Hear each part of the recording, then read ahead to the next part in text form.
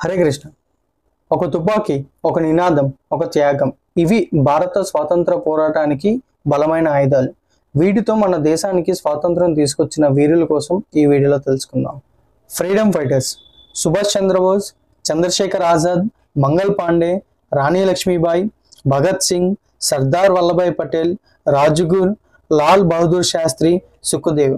మన ఇండియా నుండి, ఆంధ్రప్రదేశ్ నుండి స్వాతంత్ర యోధులు ఎవరంటే ఉయ్యాలవాడ నరసింహారెడ్డి, అల్లూరి సీతారామరాజు, గోరుకొండ సుబ్బారెడ్డి, కనిగంటి హనుమంతు, ద్వారభద్ర చంద్రయ్య దొర, వెంకటాచార్య, వీరగున్నమ్మ, కామేశ్వరరావు, గడ్డ చిన్నప్పరెడ్డి, తమ్మన్న దొర, వేదాంతాల కమలాదేవి, కోటమత్రి కనకమహాలక్ష్మి, దువ్వూరి సుబ్బమ్మ, మంగంటి అనుపమ్మదేవి.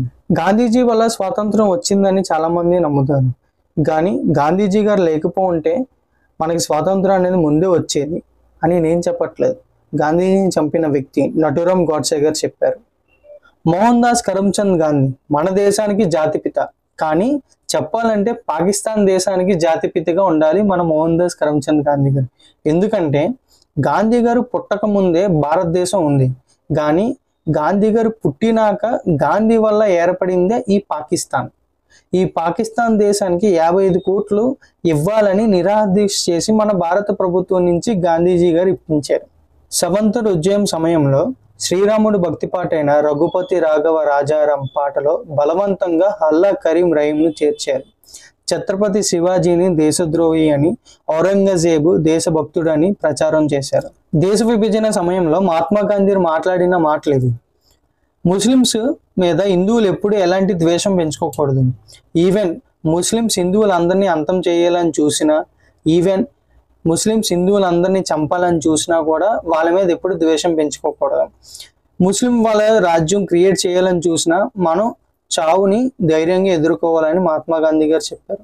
బహుశా అందుకేనేమో నటురామ్ గోడ్సే గారు మహాత్మా గాంధీని పరలోకంకి పంపించారు. దేశ విభజన తర్వాత పాకిస్తాన్లో ఉన్న ముస్లిమ్స్ హిందువుల్ని బహిష్కరించి వాళ్ళ ఆస్తుల్ని స్వాధీనం చేసుకున్నా సరే పాకిస్తాన్కి మద్దతుగా ఉన్నారు ఈ గాంధీ.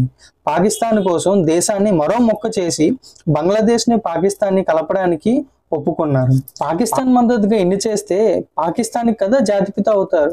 నటురామ్ గోడ్సే గారికి ఉరిశిక్ష వెయ్యాలని భారతీయవాదం తరపున న్యాయవాదం చేస్తుంటే గోడ్సే గారు, ఎందుకు ఈ వాదన, గాంధీని చంపింది నేనే, తుపాకీతో గుండెల్లో తూట్లు దించాను, ఎంత తొందరగా నన్ను ఉరితీస్తే అంత మంచిది, ఎందుకంటే నేను సాధించిన విజయాన్ని నా భర్తమాతకి చెప్పాలని నా మనసు ఉల్లిఖితం అవుతుందని అన్నారు. అప్పుడు జడ్జి గారు, దేశానికి స్వాతంత్రం సాధించిన వ్యక్తిని నువ్వు హత్య చేసావు, నీకు పశ్చాత్తాపం లేదా అని అడిగితే